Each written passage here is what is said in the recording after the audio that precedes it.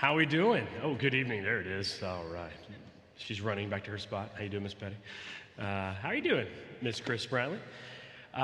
It is VBS training night, so we're up against like the Super Bowl of volunteer evenings tonight. We did not know that when we scheduled this, and I want to thank y'all for not being a part of VBS this evening. That's why I want to thank you guys. Totally kidding. Vacation Bible School is going to be great next week, and so they're doing that training. The folks are looking for a different room. You got it. You're like, where's the VBS training? If you're here for the VBS training, we'll pray in a little bit. While I'm praying, just scoot out the back, and they'll take care of you. Excited to have some time with you. I don't know. We'll talk as long as y'all want to talk tonight. I enjoy these book studies in the summer. It gets a chance to get together and think about literature through a lens of our faith. This one is pretty easy since it's explicitly from a Christian perspective. Next month, which is Les Mis in July, is a little less explicit, though it's certainly there in many of the elements of that text and story. And yes, if you want to watch the musical or the movie, you'll be prepared to have a conversation that's very constructive. The book, I was looking at my paper copies, like almost 1,200 pages in the unabridged version, and it's wonderful. It's totally fine if you don't have that kind of spare time between now and then. It's wonderful. I do think in those 1,200 pages is trapped the greatest 500-page novel that's ever been written. And as it is, it's a top 20 maybe ever written in my book, my list, which is really important. Everybody cares about that. And there are about, you'll see if you read it, 75 pages on the Paris sewer system that I'm not sure is life-changing. But, Victor gets to write about what Victor wants to write about. Tonight we're in The Great Divorce, which is by C.S. Lewis. And one of our AV support folks just said, well, I haven't read it. It's about like marriage and stuff. Thought tonight was going to be about divorce on a relational scale. And I said, we need you to read the books. She says, well, I'm a millennial. We don't read. I go, I think we've figured out one of the problems. So that was my conversation before we got started. I'm going to pray, and then how this is going to work, I got a few things that I want to talk about, but I want to hear you. Like if you had a chance to read it, what you thought was interesting, questions you might have, thoughts that it gives you, and then we'll talk a bit about that and see where we go. Let's pray. Lord, we thank you for tonight. We thank you for your grace that shows up in printed words, that shows up in the breeze, in the sunset, in the face of those who have loved us well and told us of your grace. We thank you for the witnesses that have bounced off of the stones of this room in previous times of worship and sharing, for the stained glass that tells stories of your grace let loose in the world and told in Scripture.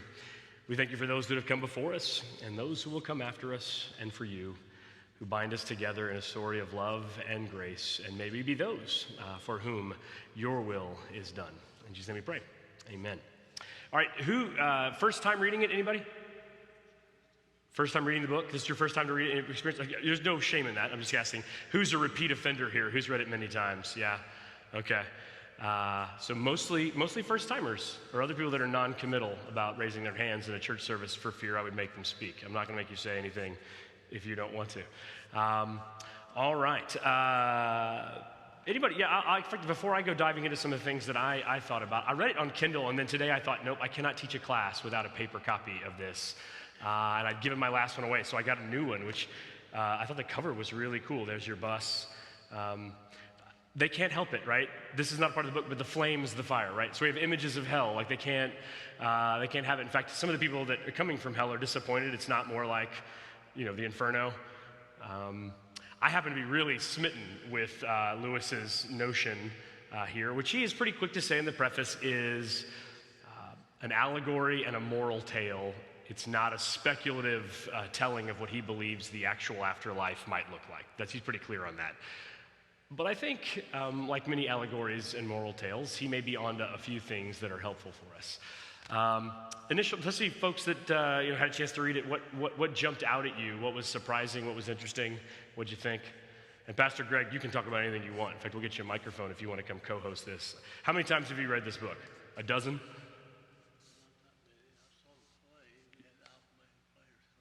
You had the play. You had it put on in a church you were serving? How about that? I don't think I've ever seen it in play form. But it works that way. A lot of it's dialogue back and forth and just kind of small scenes between these ghost-like creatures and the solid people. The allegory is powerful. Lewis, I give a little background on Lewis, and then you can think of the things you want to talk about. Lewis died actually in 1963, I think the same day Kennedy was shot. So it kind of got covered over in American news. They found out a little bit later, 63. So pretty interesting lifespan. Was a soldier saw battle in World War I, but not in World War II. If you notice, this book is written in April. His foreword's written in April of 1945. Anyone? History majors?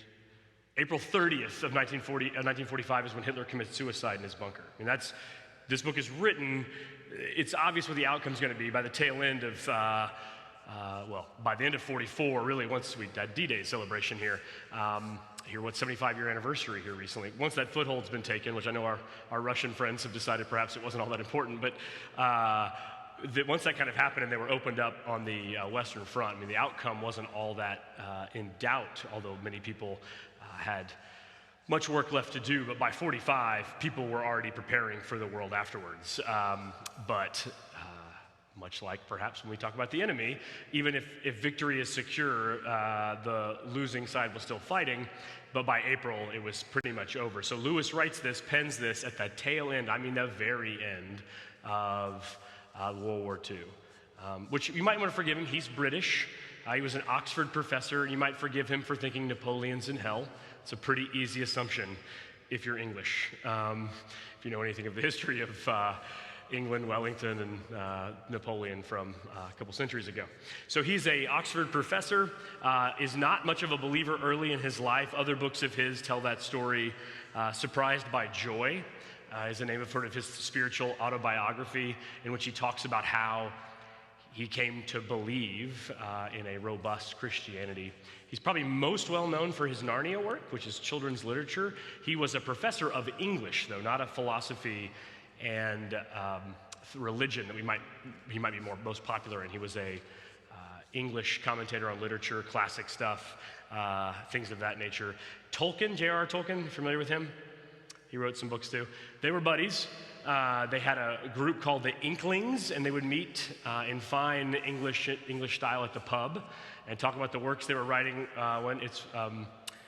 The Eagle and Child is the actual name of the pub. It is still in Oxford. You can visit it, which is pretty cool. They called it the Bird and the Babe because they were dudes drinking, and so you give things nicknames, I guess. Eagle and Child wasn't somehow catchy enough, so Bird and the Babe is what they would say they'd meet at. I say dudes, there were actually women a part of this group as well, who were quite talented writers. So they'd meet this Oxford circle, and they would share their works, and they were, many of them, faithful followers of Jesus. Tolkien was a Catholic. Lewis was not. He was an Anglican. They had distance around that. Tolkien wasn't really a fan of allegory, and obviously Lewis loves it. The whole Narnia series is about allegory, about the lion who is Jesus, but is Aslan in the stories, is directly allegorical. This is an allegorical tale. Tolkien believed in sort of creating worlds in which truth might be revealed. So the Lord of the Rings is not a direct allegory for his Christian belief, but there are elements in which we see those things echo, and it's not about the Lord of the Rings, but the elf food has echoes of communion, right? The bread that they have, they keep breaking. There's just elements that are sustained in there that are in Tolkien's work, but they're not direct. Lewis thought he liked kind of more direct metaphors that were easily connected, and they disagreed on this and would argue about that. So this is a direct allegory about the after existence of humanity on the back end of life, heaven and hell, though the guide who draws us through, which is ostensibly Lewis himself, is not dead, but a visitor, as you find in the end, and shows up at the beginning in the gray town, which is the beginning of the tale. I'll stop there before I go through any of the narrative and then say, is there things in particular that jumped out at you thought were super interesting or had questions about? Mm-hmm.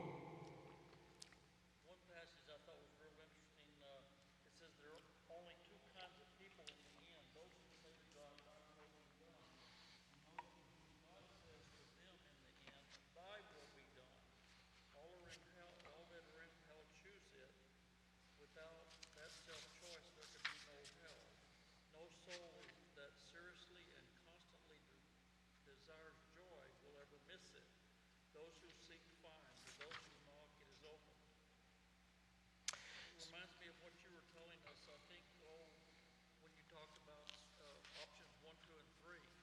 no one ever goes to hell, or no one ever comes into heaven screaming and crying that they don't want to be there. They choose it themselves. And only those people that are in hell are those that choose it themselves. I love that you put my teaching alongside of Lewis. That's very complimentary for me, and I think you're absolutely right. So what I love about Lewis is, no, I'm kidding. Yes, that's absolutely, and you probably couldn't hear all that he said. It was a lot about the amazing journey we've had together over the last couple of years. We were talking about the options, the option 1, 2, and 3 that I start everything off. It's hard not to do that tonight because clearly it's a part of this conversation about the invasion of heaven into the earth. Lewis goes at it a different way and talks about how earth in retrospect will be seen in light of the final destination, right? It works regressively for him. Like the redemptive arc will change our understanding even of the past that we have lived. So that in another section he talks about George MacDonald, who is a real life person that Lewis loved and read his stories. That's who his guide is that shows up and tells him most of the stuff he finds out. The guy that's sitting on the rock and who's Scottish, and it's hard enough to follow British language. You get to the Scottish sort of vernacular, it's really tough for me at least to tell what's going on. But he is a real fantasy writer. Lewis talks about how he always sensed that the world that was real had these echoes of fairyland. And so he talks about that as a child, that he had this sense of this otherworldly nature behind the things he could see. And then of being surprised by joy to discover that that's actually the Christian narrative, that these things actually lined up together and were the same story. So in the George MacDonald conversation, he says in that discourse around how people get there, he says, when you look back on terrible moments of your life in which things seem dry and desolate, we will look back through the redemptive lens of heaven and see that there was water and presence that whole time. In the same way, those that wind up in the other direction in hell will look back and their experience of earth will be entirely colored by the gray and wasted misery of hell. The beginning of what you read is one of the reasons I love Lewis, because he captures a notion in just a couple lines. I mean, it's pretty amazing to say, here's all of human experience. In the end, there are two types of people. One of which says to God, your will be done. I admit that you know better. I confess that I need this. And so for me, it's determined by you. And to another, that God says, okay, your will be done. And that determines the outcome. And yes, Lewis and I both are in similar places here. You won't find there are other people that will feel differently. I think I'm within orthodoxy to say that people who go to heaven, people who miss out on heaven are those who want to say no to it. I think that's what you were referencing. That my belief is the only folks that go to hell are the ones who want to. Now, much of this book is an exploration of why someone might want to. That's what a lot of the encounters we see are. What is the thing that somebody loves or is attached to or is committed to that they will not let go of even in suffering, so as to receive the offer that's being made to them by the solid people or by God himself? I think it's one of the fundamental questions Lewis is sort of exploring here. It's not really about what happens when we die. It's about the nature of the decision that people have and what they'll give themselves to. So is that fair summation what you said? Other than having my lectures parallel to Lewis's is probably the nicest thing anyone's ever said to me in my 4 decades, so I appreciate that. Other things, that's great. What else jumped out at you? Yes, ma'am.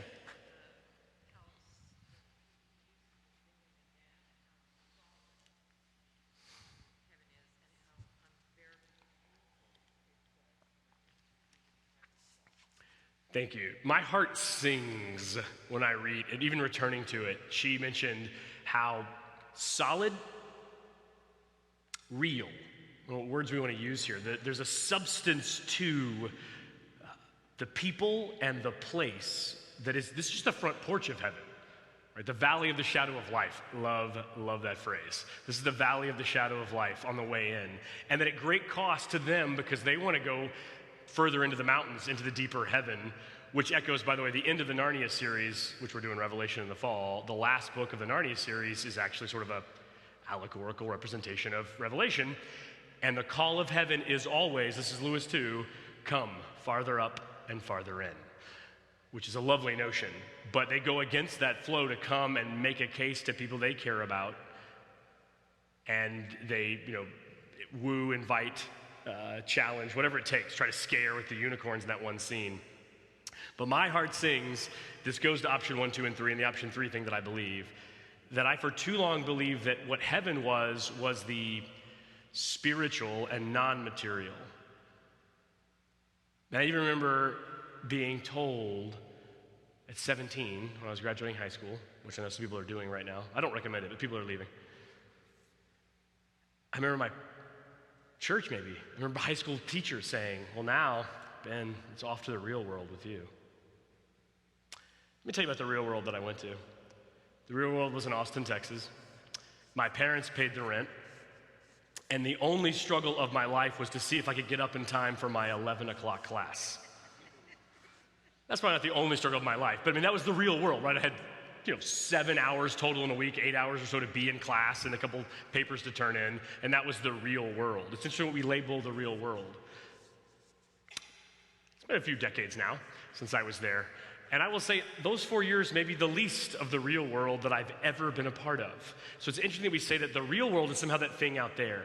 And we even say it about like outside the church. Well, this is sort of the church thing. It's the church bubble you'll hear. But out there in the real world, I'll hear that sometimes. This is how things work. That's interesting. Because what Lewis has inverted that and said that's actually the opposite of the way things are. Here, we're closer to what's actually real. Solid, made of substance that will last and endure. I think one of the George MacDonald line is that everything, all of creation's being shook, and the only thing that will be left will be the things that are unshakable. Everything else will be shook through the sifter. I love that notion that the grass itself at the footsteps of heaven pierces the feet of the ghostly people who come. Oh, you can't even walk on heaven's front lawn because they're so inconsequential. And the Lewis character, the guide, we don't have to call him Lewis character, he's never named, is concerned that in some way that heaven is not doing enough to deal with the situation in hell. Why can't the charity be more militant, I believe is the question he asks, which I love that line. Why can't it be more militant in its desire to get people out of hell? Especially after that, we see that one woman who comes with her train of people celebrating her, then why does she go down there and get them? And the Scottish George says, well, it can't fit. And he takes him down between the blades of grass and shows him the crack and says, I can't say it was exactly this crack, but something like this is what your bus came out of. Hell fits in here. It's not even an atom of what heaven's made out of. It's just that whole notion, I don't know why my heart sings to the notion of that, is just so potently beautiful for me. Like it makes me take a deeper breath. I don't know how else to say that. I'm not a poet, but I mean, that's how it makes me feel. It challenges the inverted notion of the falseness of creation with the substance of heaven. That the things that we would walk on would be made out of that. And that part of being fit for that land is to become more solid and more human ourselves. I love that notion. Because part of what you heard, part of the challenge to, I think, gospel invitation is that you become subservient. This is obviously like folks like Marx and Freud and people like that would see human weakness leading to their desire to be dependent on some projected earthly father up in the cosmos or whatever. That's based on weakness and limitation rather than strength and solidness, which is really more the experience I have had in what I believe the gospel to be about. So yeah, I love that. The apples are so heavy, and that one guy that's trying to take something back that's real and to the gray town. So he's trying to pick up a couple, but he can't. He gets the smallest one and he's dragging it. I think he says he calls it the Via Dolorosa, which is a clever way of sort of playing with all this effort and torture that he's carrying with him just to have something of substance. And the waterfall itself, which turns out to be an angel, says you're a fool, you can't possibly take it back, it won't fit.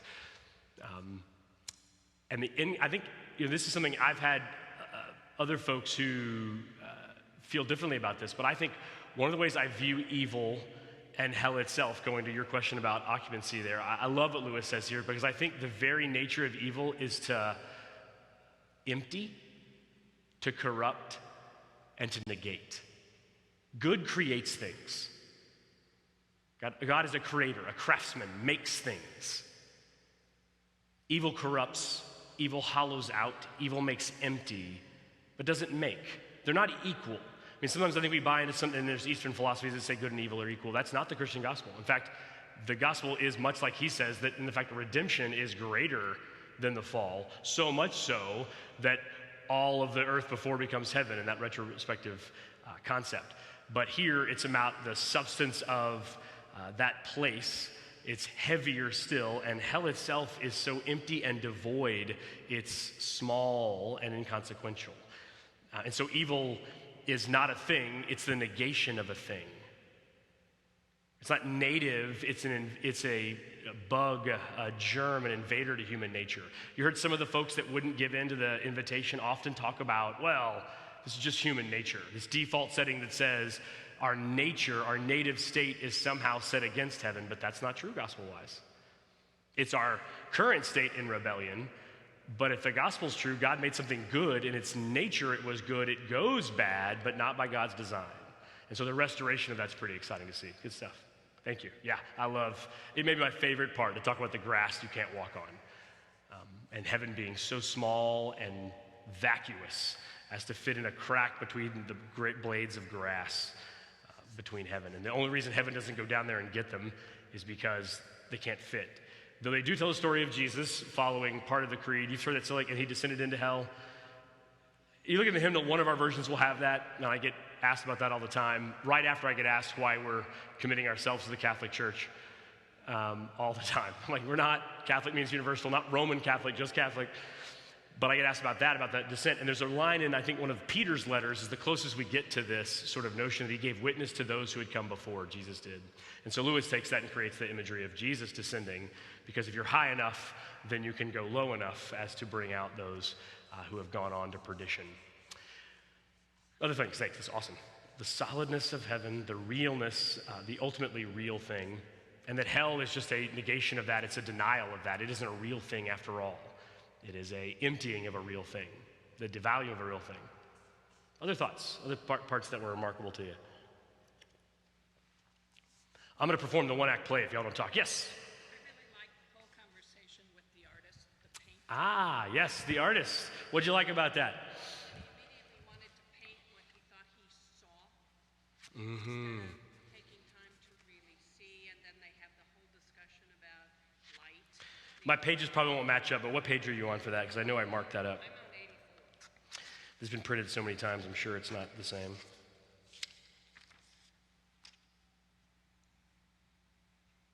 Yep, there we go. It is 83, 84 for me. And I'd been a while since I'd revisited this. I wrote on the bottom, no art in heaven, right? No metaphor.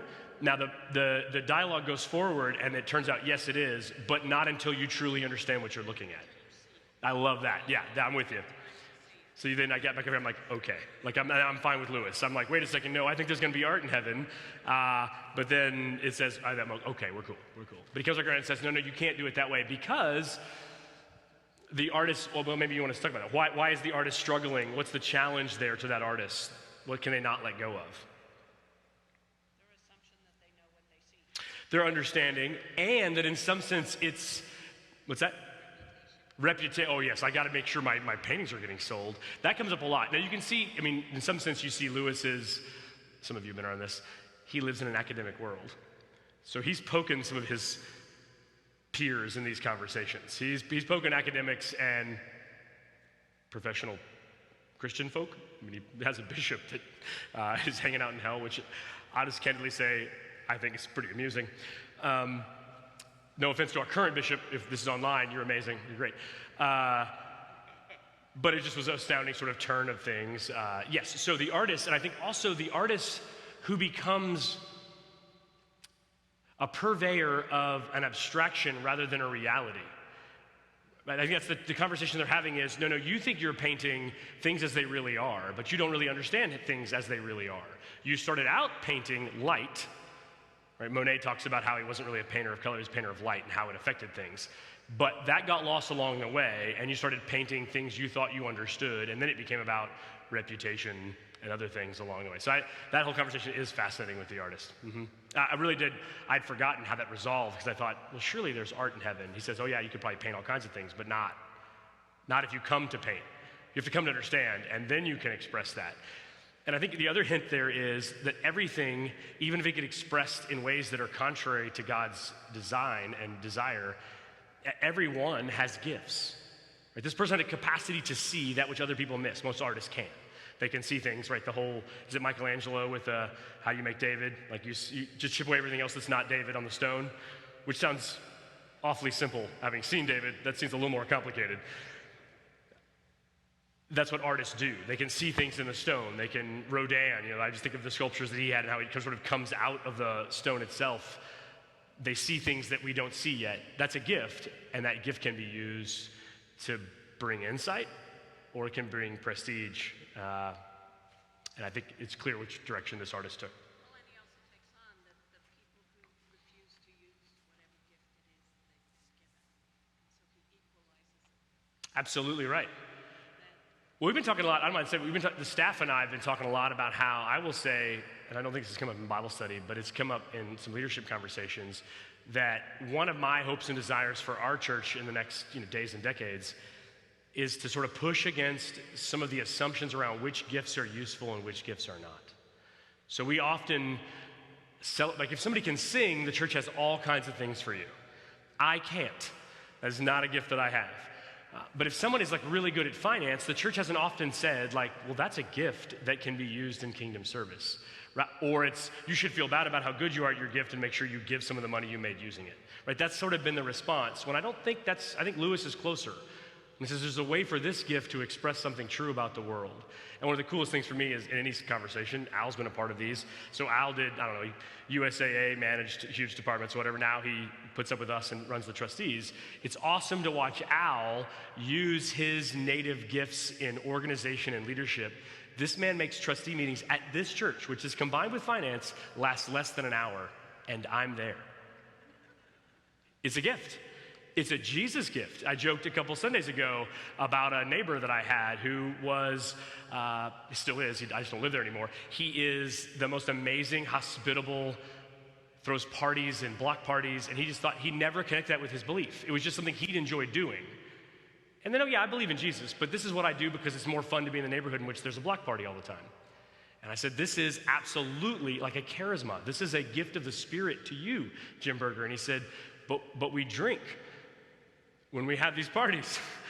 And I would say, well, you'll have to find a non-Methodist to be offended by that. I was okay with that notion. Well, and I think part of that is, though, right, we've bought stories that aren't biblical. What is Jesus' first miracle? At a party. Water into wine at a party, which is one of my favorite scenes of the whole Bible, by the way, because it's Jesus and his mom, like, having an argument, which is just fantastic. The whole notion there, I love that Mary says, hey, fix this. Like, one, it tells me that they're drinking good stuff at home. Like, how else does she know? I'm not telling you, if you don't drink wine, that's fine. Like, I'm not trying to, talk you into it. I'm just saying, how else does she know? How does she have any notion that he has this capacity? Even if you could say, well, she knows that he's the promised one of Israel. Nothing in that job description said water into wine. Like, that wasn't in the prophets. No one saw that coming. Isaiah didn't say, and he'll show up and he'll make the good stuff out of water jugs. That wasn't in the prophecy. Other stuff was, but that wasn't. And she knows he can do it. He can solve this problem.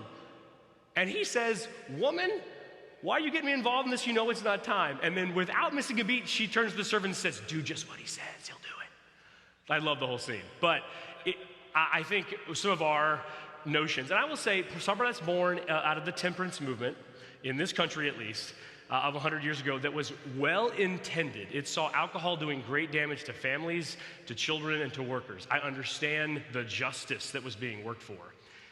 But sometimes we go at symptoms rather than the disease. We love treating symptoms rather than actually going at what's really wrong. And so I think that's kind of how we got caught up in that. And I think the church can still do that. But yes, I think the notion of gifts that are in vast expression throughout humanity are actually God's image-bearing truths being revealed in people, and the church ought to do a more diverse search for gifts. And artists don't always get celebrated for their capacity to do that, and that's kind of new.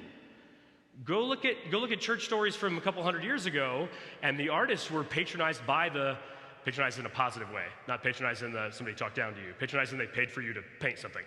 That's a positive thing. So they would be supported in that.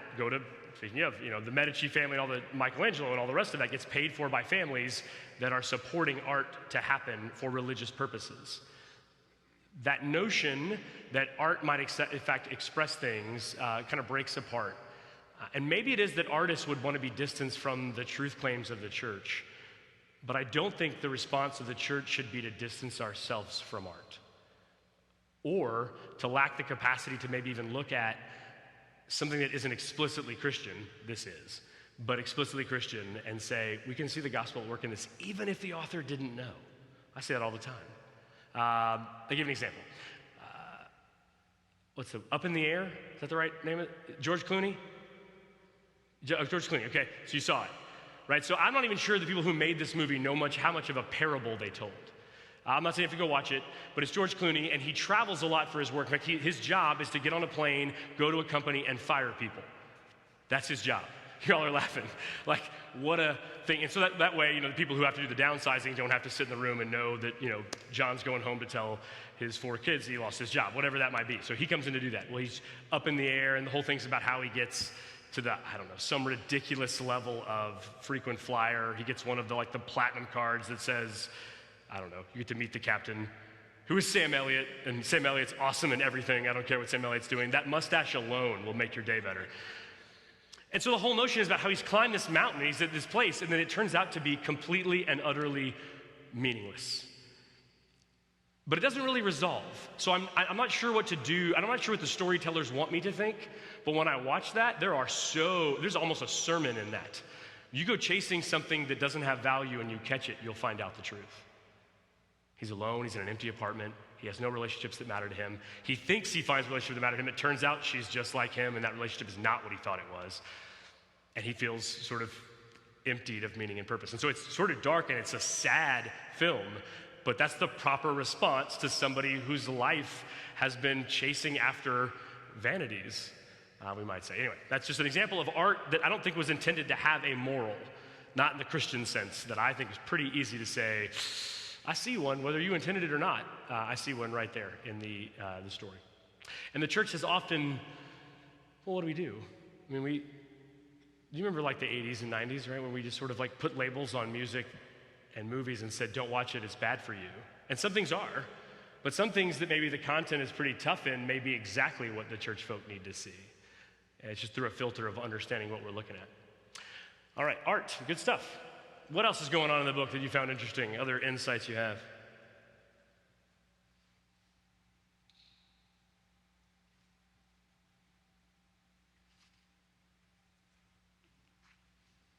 Some of the language is great.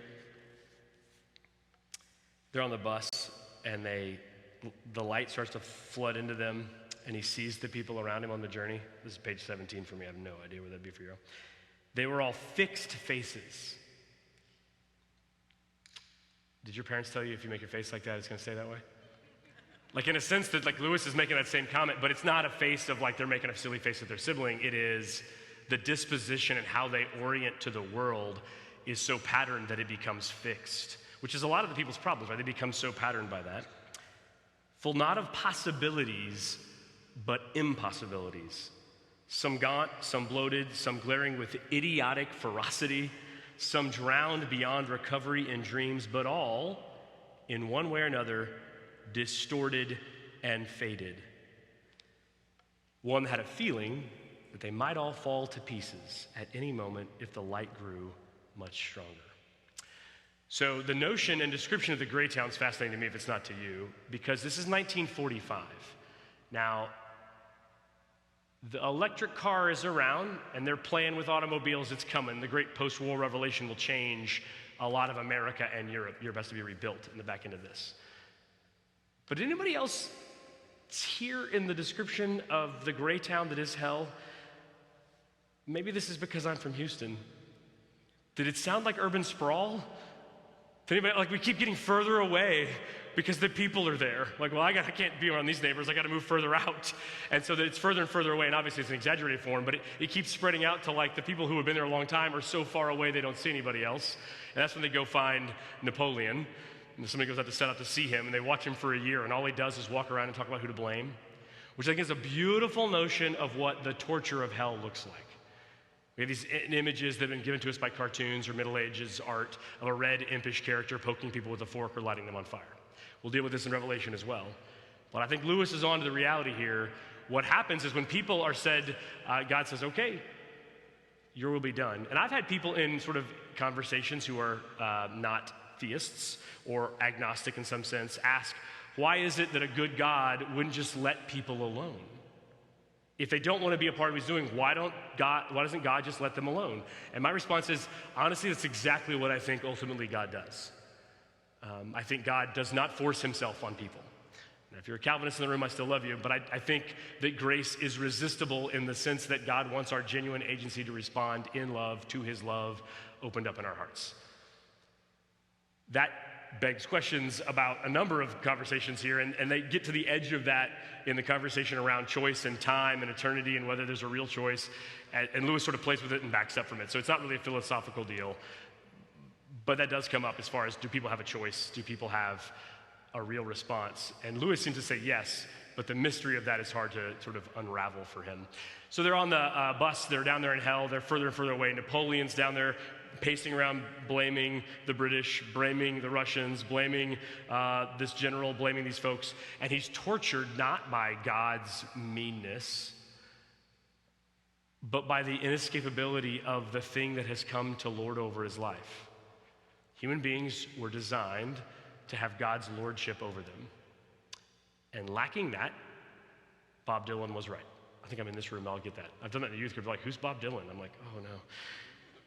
Right? You can serve the devil, you can serve the Lord, but everybody's got to serve somebody. And so Napoleon is stuck in the cycle of blame around the service to an idea of his defeat that defines him as a person, not his belief in God. Now, whether Napoleon's in hell or not is not really the point, right? This is just an idea of how the torture of hell is not God applied, it is self-applied. And the truth is, you don't have to go to hell to actually believe this.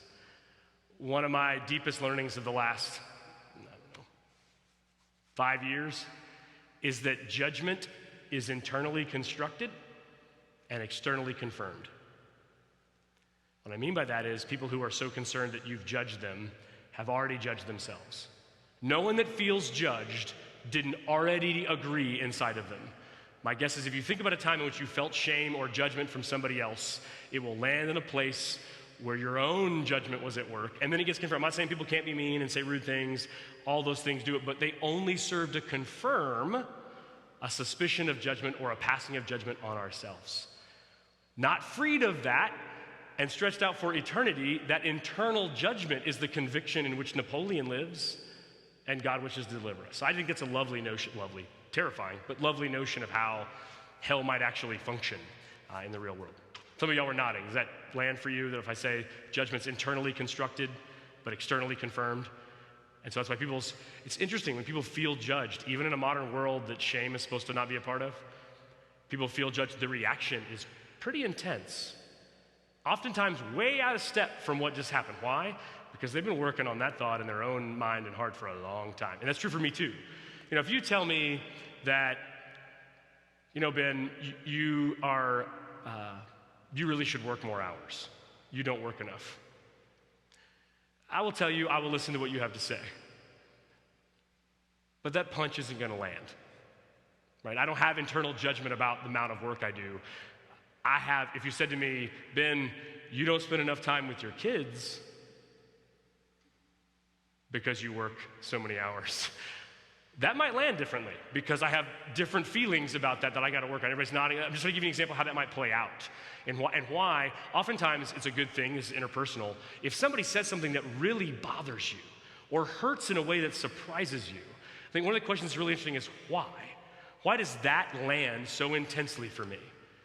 And oftentimes I find, at least in my own self-discovery of that, is maybe like Napoleon, I've allowed things to have definition over me that I haven't really agreed with God, that forgiveness and truth and beauty will last for me and not how I've messed up or made mistakes. All right, enough of that. Great stuff. You want to jump in? Do you have another insight?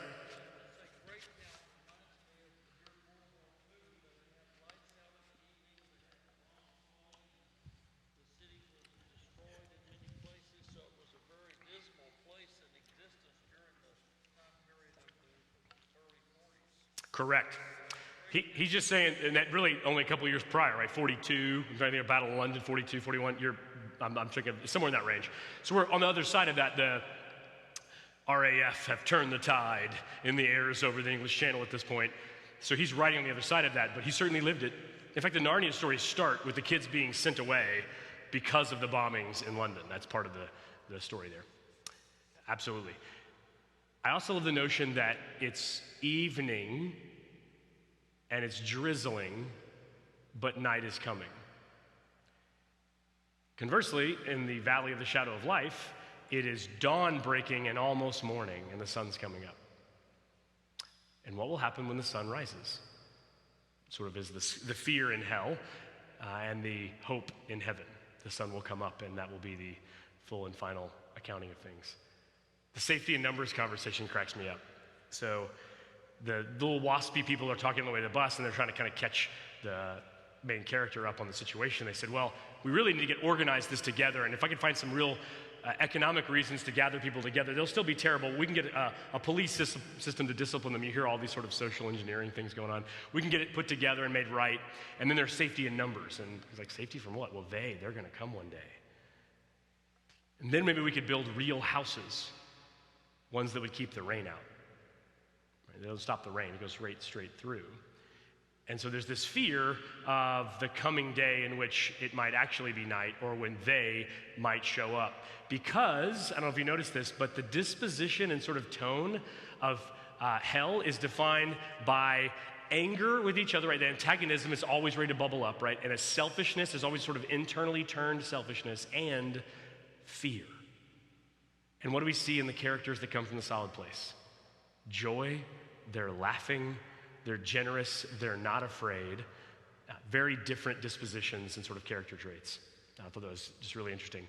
The other thing around the fear thing is I just think of the hiding in houses that are imaginary, or getting something to bundle together in because they need a house to hide from they who are coming. Just sounds to me like the back end of Genesis 3. Adam and Eve eat the fruit. The maker of all that is good and real shows up and says, "Where are you?" And they say, "We were naked, so we hid." And they think that the pomegranate tree is going to hide them from the one who invented the notion that we should have pomegranates. I mean, just the sort of the silliness of it is fascinating to me. But that's, I don't know about you, sometimes when we look at evil as it really is, it's silly.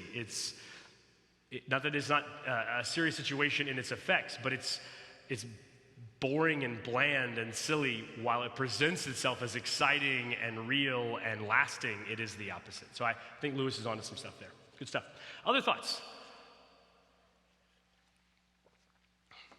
Yes, ma'am.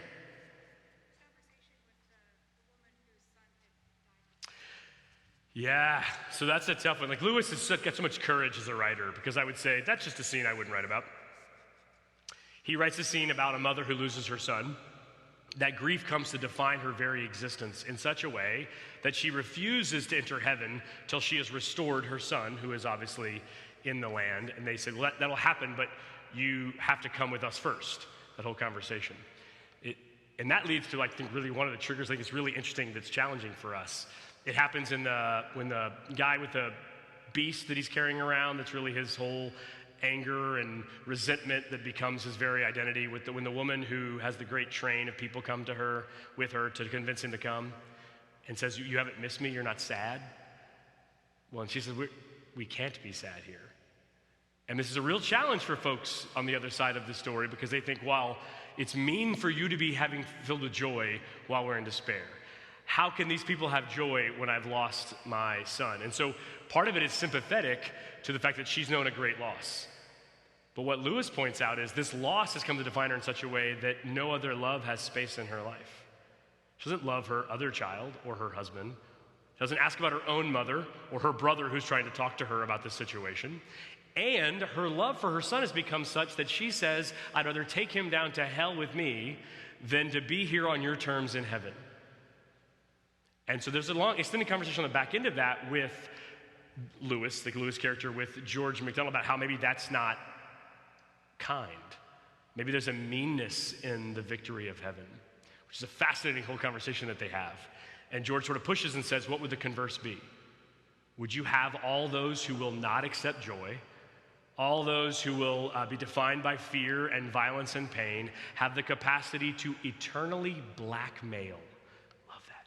Eternally blackmail heaven and say, if we are despairing, then no one gets to have joy. Which I think leads to the actual, eventually, one has to pick a side and thy will be done piece. But I think that's a fascinating thing because I think our general idea of love means to be kind and caring. I think Lewis challenges what the edges of that look like. If we spread that out for eternity, we may be saying something more than we mean to say. Is that fair? You want to?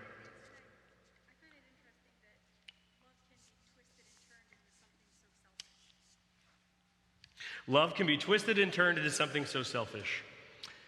That's a great segue. Anybody here have family?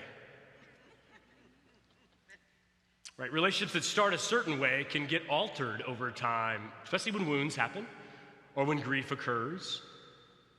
Different stories unfold, and what used to be affection, what used to be connection, is now an intense, painful, not affection. It gets twisted into something different. In law enforcement, like if somebody is, generally speaking, violently and personally assaulted, they're looking for somebody who knows that person. Why? Because the intensity of feeling it takes to stab somebody, to me, stabbing things like, it's 115 times. That is not I was just trying to get past you and you were in my way. Right? So what is Lewis scratching out there? And this goes all through the conversations, is the twisting and that taking of that which is good and corrupting it in such a way as to become evil. We think the most dangerous things are the evil stuff that we might be tempted to do. Lewis is pretty quick to say sometimes it's the good stuff that's misused, and he's right. Think about it. He says it's the archangel that falls and becomes a demon. It is a human being that does evil that can do far more damage than, we've had some bad cats, but their capacity to wreak havoc in the world is pretty limited. If a human being decides to cause damage to people, we all know one person with a plan in a public space can cause heartache and pain for generations later. So the capacity goes to its capacity for evil and good. That power is there. I think even familial, like friendship love or romantic love or parental love, if it moves from love to obsession and ownership, then that person's no longer a full person. The kid never gets to grow up. Or the spouse. Some people have accused Lewis of not being super pro-women at times. But the spouse of, you got that? Yeah. The spouse that just sort of like, I had to coach my husband into success. I had to keep pushing him, and oh man, he had these friends. I had to show him how much of losers these guys were. And then I had to make sure he bought a house more than he could afford. And then I got to tell you, it was all this effort. We finally got to a place, and then he was unhappy. And I got him another job, and I entertained these people, and it was always my work. And did he thank me? No. This whole thing, right? So what's going on there? Well, he's not a real person. So part of what genuine love is, that Lewis is onto here, is that the other partner in that love, whether it's a friend, a child, a spouse, whatever, has to be a whole person and an agent in that relationship. This is painful sometimes because the other person refuses to do that. They can be really painful. But you can't not have that, or you won't have the same thing. That is to say, when somebody becomes an idea, and lots of times people marry ideas. We don't need a witness right now from anybody that wants to do that, but people marry ideas and then they learn to love the reality. I would venture to say that's almost universally true. If everybody that's not in this room, that's what they did, but we all never did that. But other people, an idea of that, and they even name, like, some of that's just a desire for ourselves to be loved, not even about our own love for them. That isn't to say we don't have feelings, it's to say we don't truly understand what we're engaging in. And that true love, in its deepest sense, is rooted in service and sacrifice and choosing the other over ourselves, and that is hard and takes discipline and time, and doesn't necessarily show up on the third date. He shows up at 3 a.m. when, a baby's screaming and there's a diaper to change. And she goes, I think he's saying your name. And you go, I didn't hear my name. But you go anyway. Right, that's what it comes down to. That hypothetically, that's how that might play out. And so I think that's exactly right. The good things twisted. And again, this is why things that are almost true are really dangerous. This is why I've talked to others that are in different professions that this lines up with. This may surprise you. When people come to a pastor's office, just generally speaking, not just mine, and they are in crisis. They're in crisis. The top three things, I'll give you three. The top three things are all things that on the front should be things that everybody in the rest of the world says are just filled with pleasure and fun. Money, sex, or substances. Those are the three things that have people in absolute messes in their life. Those three things, all the time. Other things can mess you up are wine. We just said that is wine, or other things like that. Evil thing, not by itself. But for some people, our finances, something evil. Is God anti-material things? Doesn't seem to be. Is sex something that's dirty, awful, and wrong? That's my favorite comment about sex, by the way. I think it was a text sample. He said that he learned as a child in West Texas in his church that sex was dirty, wrong, and terrible, and you better save it for somebody you really care about. Love that description. It's perfect. About the sort of messed up notions and message we have. Why? We see it do this great damage, but what is that? It means that it's powerful. It's like fire. In the right place, it warms up a lot of things. It can cook food. It does all kinds of... Don't take the metaphor too far. I'm just saying it has utility in the right spaces. In the wrong spaces, it burns things down. Finance is the same way. Money can clothe people. It can feed people. It educates people. It frees people. It can also enslave, rob, corrode, chew up, and spit out people who get defined by that avarice. I'll just say that's what I think. Good people think it's the dangerous stuff that gets people, but they miss what's really danger. I'm sure that happens. In fact, even Lewis asked that kind of the question, like, well, certainly. And he goes, yeah, so look, somebody might get caught up in lust, but the truth is, it's easier to free them from that. Because on some level they know, right? The guy with the lust on the dragon thing that's kind of whispering in his ear that turns out to be this beautiful thing and desire that he was meant to have, but had been corrupted. It was a good that made bad. That's actually easier to deal with. He's the one that gets set free than the one who is defined by something that they think is noble. Because on some level, he knows this is not good. He's embarrassed, he has shame about it, but the mother has no shame for their narcissistic concern for their child. The Episcopal. We don't know that it was an Episcopalian bishop. It could have been a bishop. It could have been a Methodist bishop. You're right. It's probably an Anglican bishop. Let's be real. The Episcopalian. Yeah.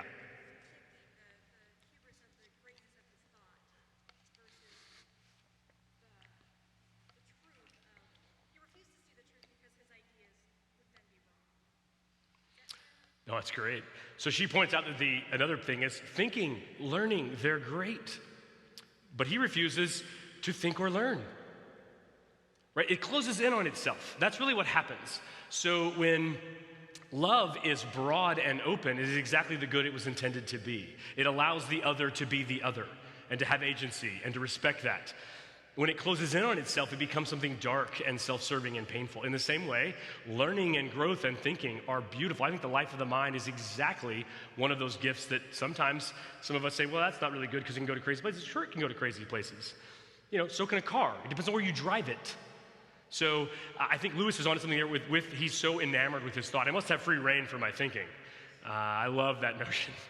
And he says, isn't inquiry about getting answers? And in this way, he's echoing somebody who was deeply influential on Lewis from a generation before in G.K. Chesterton. Is that a name you know?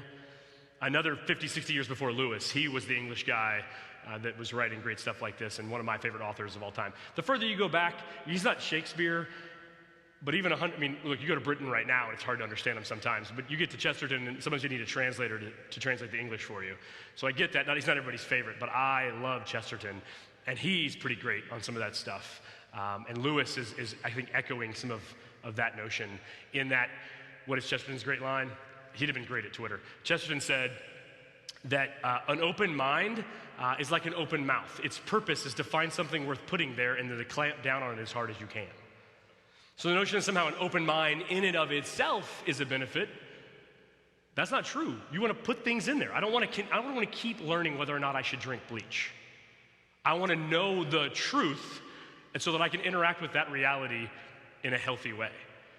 That's obviously a really simple rendition, but the basic idea is that all things, in some sense, have a positive or destructive tendency and how we learn to think and love and feel well in life is related to that similar question. And yeah, Lewis is poking at religious scholarship that I'm sure you met in seminary. I sure did. That is not a made-up person. We got a pastor in the back. That bishop that's talking about these broad ideas and these important things about how I was so brave and I had to give the brave sermon that said all these traditional beliefs were not worth having and we don't really need to believe that anymore. I took all the risks. And I love the response. And you mean like the risks that got you the book deal and the invitations to speak everywhere and the Episcopal election? That's real. That whole thing, right? That conversation is real. And the notion around what are real risks here? What's really going on? And he says, look, we thought these were the ways to get ahead, and so we thought these things and wrote these things. Is how we got good marks. That's the way it goes. And so it wasn't until later that he starts questioning those things and becomes on the other side of it. Absolutely right. Great stuff. Life of the mind, life of art. He's pressing different buttons here. What else you got?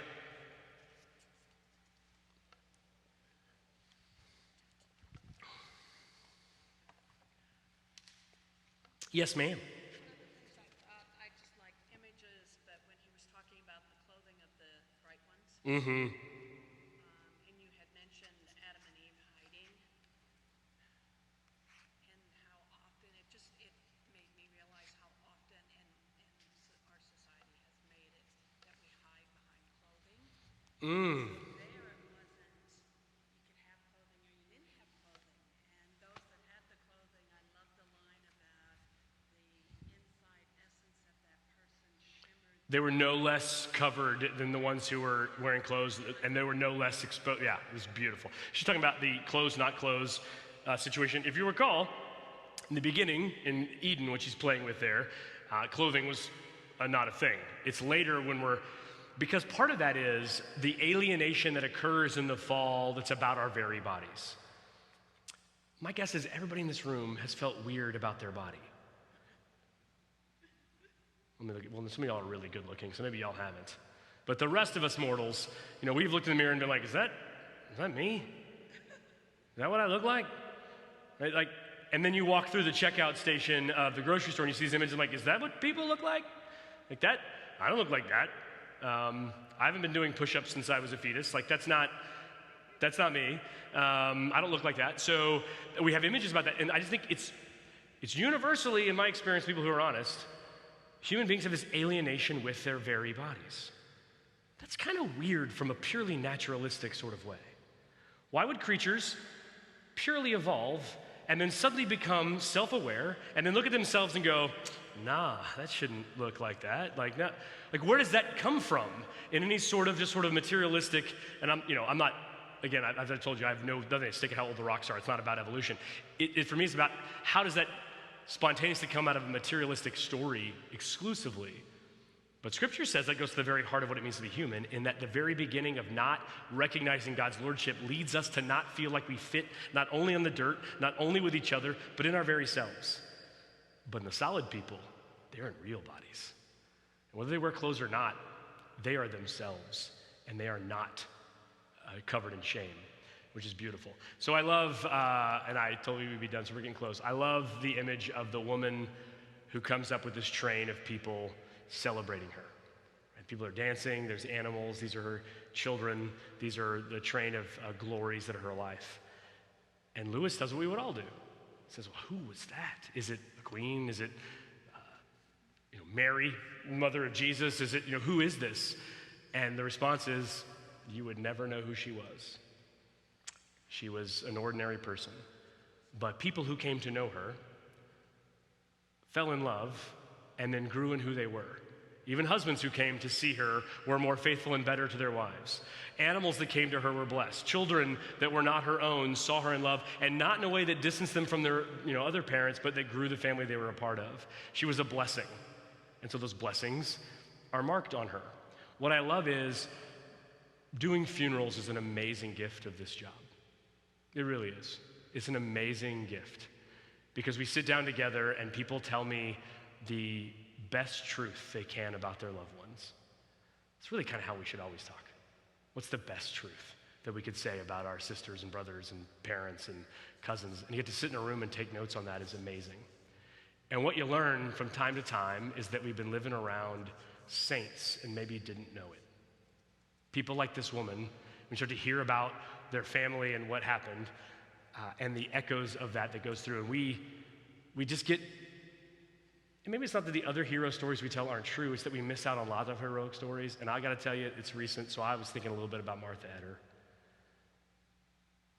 who at 12, 13, World War I breaks out, same war they're talking about there. No, World War II, I'm sorry. Martha, please forgive me. She's gone on to glory, she's not mad about it anymore. World War II has broken out, she's 12, 13. Her mother has to go to work because that's the nature of the situation there. Men are gone, has to go to work, and so she raises her baby brother who is 10, 12 years younger than she is. We don't tell that story. We tell storming Normandy Beach.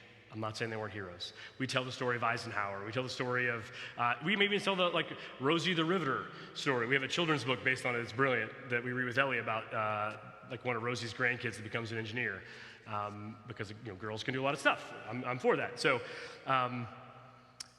we tell those stories. We don't often tell of some of the things that actually create a different life for people.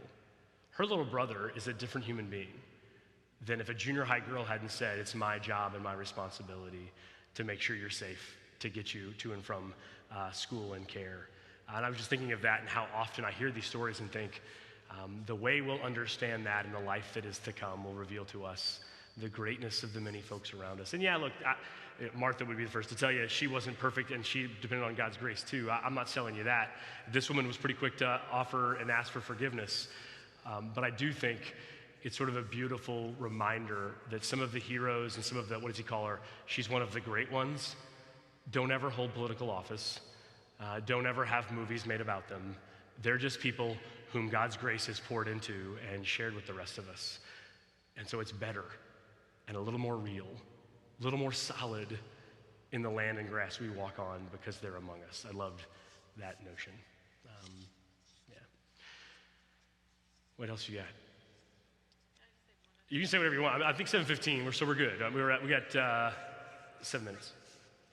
And this is C.S. Lewis writing, because a lot of his writing is very dense and very but he's emphasizing in this that story is so important, that we live story.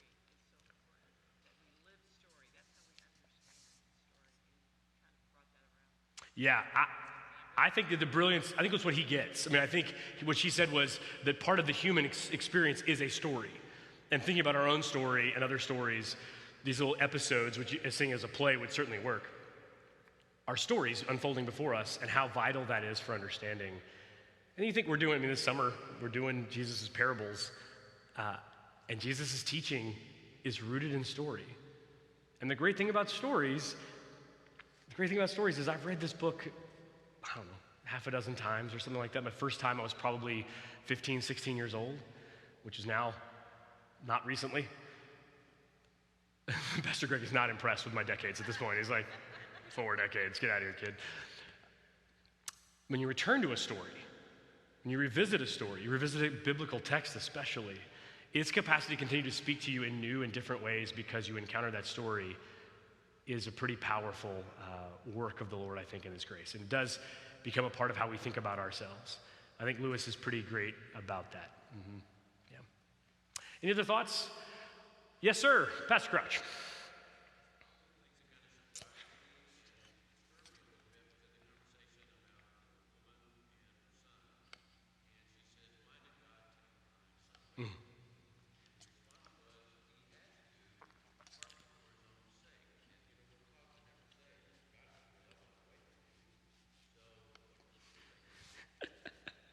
I thought we were friends. How are you going to roll up in this Bible study and ask that question?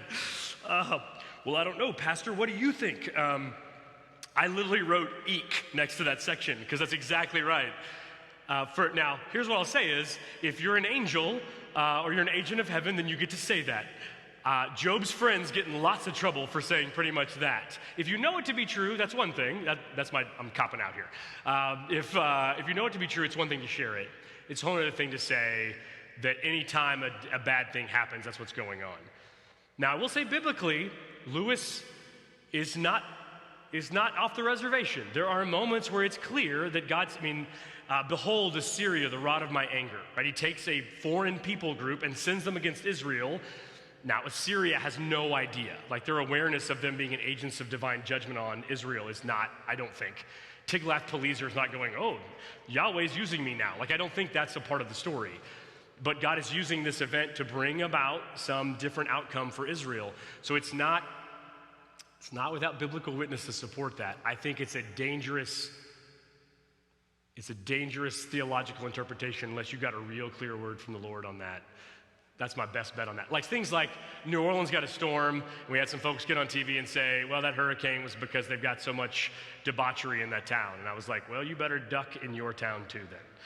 I mean, I just don't, it's always an exception. It's never in their space. Like, my thing with Israel saying those things is that Israel's own prophets are the ones that are saying that.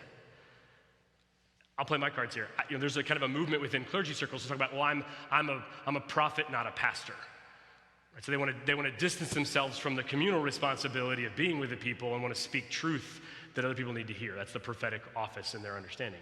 And I think the prophetic office is important. I think it does mean telling truth, sometimes really hard truth.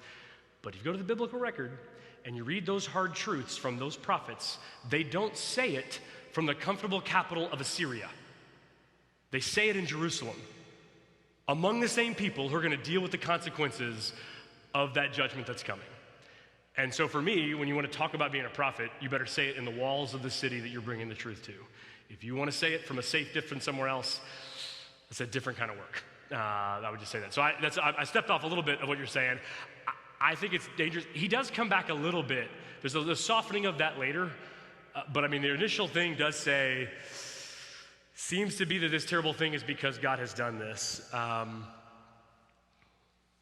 to save Michael or to save her. And man, that's hard. That's hard for me theologically. And what I can say is, the good news is this is Lewis and not the Bible. But I want to be fair to say, there are biblical moments where God allows and or seemingly directs things we wouldn't choose that are almost always the response to like abject sin and brokenness. It's never like God's like, I'm bored, and like wants to poke somebody like for that. We never see that in text, despite some of the rumors about the Old Testament. You see, don't do that, don't do that, don't do that. I can't let you keep doing that. Okay, here's the consequence for the path that you're on. Yeah, I don't. What you got? You got something better, Bill? I mean, that's my best run at it. Do you have any ideas? Okay. Yeah, we'll talk after. Thanks for coming tonight. I'm kidding. I really did. Like, that is the one moment. The art piece got me, but then he brings it back around. There's clearly art in heaven. And that piece, I was like, I don't know. And Lewis will, from time to time, there's moments, going back to our conversation, where he'll sound a little option 2-like for me. I think he spent a lot of time with Plato in his day, the philosopher, not the clay. Everybody's with me?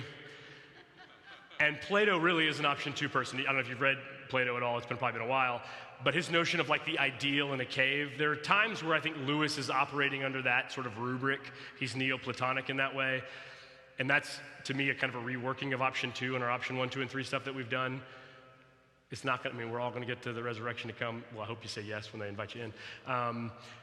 But that is probably a space between me and Lewis. And maybe this is too. I mean, maybe I'm okay to say, I don't know that that's something I'm ready to go down with. I mean, I think I have trouble knowing what to do with that in my own conversations with people who are in grief.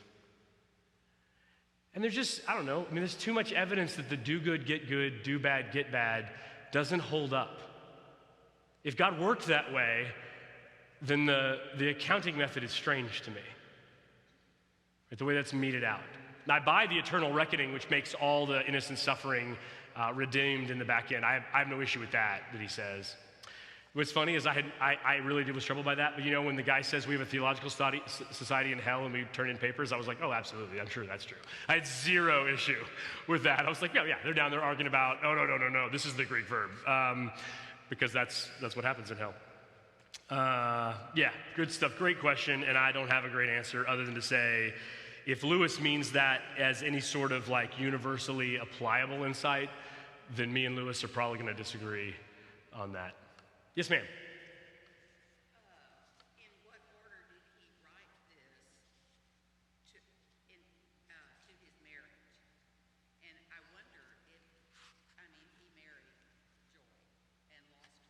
Mm-hmm. Would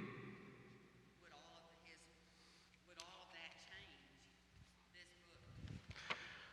This is written before that. He's married. He gets married pretty late in life. He lives a bachelor life for, like late 40s, maybe 50. I mean, that was just his journey. He just got married fairly late, which he has the great line when he gets married. He says, again, the Lord has saved the best wine, the good wine for last, which I think is just lovely. He may have even been a little older than that, I don't know. It's just a beautiful notion. He'd just been bachelor, and he met the American woman who had been married before, I guess, was a widow, I think it was the story.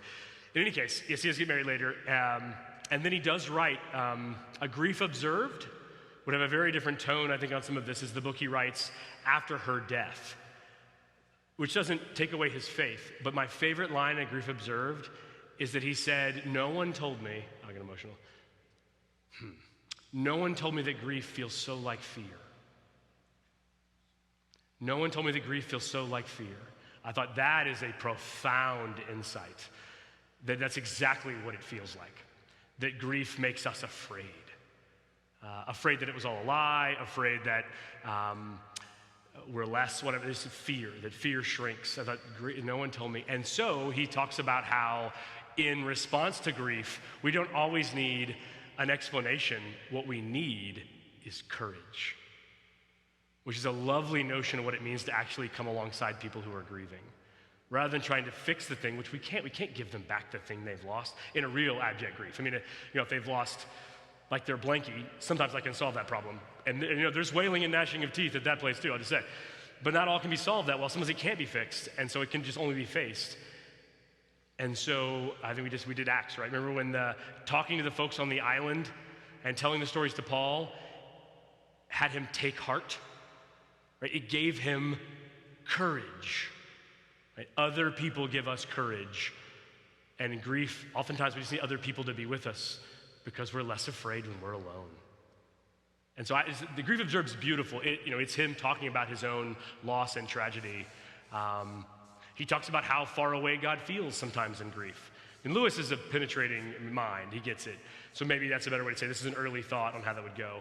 And again, even given that, it's not impossible that God has motives beyond our understanding in which the events that take place might in fact have a deeper explanation. I just think it's dangerous from our side of time and eternity to label that. Because generally speaking, we do that to fix. But nobody comes and says that because God told them. Well, nobody. I don't want to say that. Rarely is that a message from the divine. It's generally a response to discomfort. Well, your 8-year-old got cancer and died so that you could learn this lesson. I don't know about that. Right? I mean, I don't know that's why that happened. Maybe there's lessons to be learned here, but I don't know that's the reason God did that. Yeah. Now, I do think part of what Lewis is onto, and he gets into this other places, Mere Christianity talks about this, that like in war, the German and the English soldier might shoot each other and then be embracing each other in the afterlife moments later. That death, we think as so final and so defining for a human experience, in the light of eternity is not the case. And that does reset sort of how you think about some of that things. We think Michael, the kid who died, got cheated. Is that true, though? In a human sense, when we think we've been promised 80 years or 85 years or 90, whatever you thought your deal was, happy, wealthy, and wise in the whole journey, we thought that then we get cheated in that regard, perhaps. And it seems seems unfair and not good. But if the truth is, God takes and pours back heaven through the whole journey, whether that's 7 years or 70 years, I got to tell you, I've buried people all the way up to 102, and no one said, oh yeah, they died. No one ever. Not a single person. For how natural and normal death is in the human experience, no one ever experiences it like it is. It is always an invader. So 7 years or 7 decades, we never live long enough. And the truth is, whether we go at 7 or at 7 months of gestation before birth, when that being gets to heaven, and I believe they do go, then we all go in the same way, an unfinished product that God continues to work on in the life to come. There's hints of things I think are really important. We'll pick it up in Revelation, though. There's work. He mentions there's going to be work. This is always a shock to people that there's work in the resurrection life to come, but he's right about that. There's work. That's coming. There's community and connection, but the great gift is that God is among them, right? That's the freeing thing. Yeah. Great stuff. All right. I hope you'll come back for a Les Mis conversation. That's a much longer book. And so if you make me talk the whole time, I will perform it as a one-act play, complete with crawling through the the sewer system of Paris, and the reenactment. There's about 100 pages in there on the Battle of Waterloo. Napoleon shows up in that one too. So we can look forward to that. Watch the movie at a minimum, watch the play, whatever you're into. There's abridged versions of the book that'll get at most of the stuff. It is a brilliant, I think, piece of writing that talks a lot about grace and the law, the nature of goodness. It's, I just think, absolutely piercing into human sort of discourse around those things and belief. So, really, you up in the front, you didn't know, but it filled out behind you. Hundreds of people showed up after we started, so that's fantastic. We thought the VBS would get us, but you guys came. So, sounds like there's some interest. You can tell me afterwards, actually, this was a colossal waste of my time and I won't be coming back. That'll help for scheduling later. That will know that. But I do enjoy these summer times when you're traveling around, pick up a book and read. I think reading is good. Learning is good. Have an open mind, but find some things worth biting down on and holding on to. We hold those things in ourselves humbly, perhaps is a better way to say, I think what people mean when they say have an open mind. We don't take our hold of those things so seriously, but there are things worth believing and believing firmly with conviction. And that is that in the end, the things that corrode, corrupt, and kill turn to dust and are no more. And in the end, the only things that really last forever are beauty and truth and the love of God poured out into creation in such a way that the grass we walk on becomes more real than anything we've ever experienced. The light there shows things as they really are, and we are reunited with all those who are the great ones, the good ones, and the just barely got in because they said yes to Jesus ones.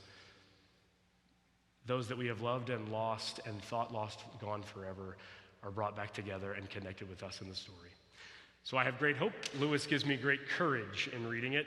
And there's something about the solidness of that where I think I want to stand in places that have been reclaimed by heaven in such a way that the dirt itself is more solid, that I'm more solidly who I was born to be, that I am not less but more human, not less but more myself, and not less, but more a reflection of the God who has created me and created you. Let's pray. Lord, thanks for tonight. Thanks for Lewis. I hope he's hanging out with you and exploring all that's beautiful and wonderful and telling stories. And I pray, Lord, that the invitation of heaven that always is declared out to this earth and even to hell, if Lewis is right, that says, come on in, let go of what you're clinging to that isn't real, and open your hands that the real, the whole, and the true might be placed there. May our hands be filled, our hearts be healed, and our feet fit to walk the path before us. It's in Jesus' name we pray. Amen. Thanks. Have a great night. We will see you Sunday, I hope. VBS next week, but the training's going on right now, so glad y'all aren't doing VBS so we could hang out tonight.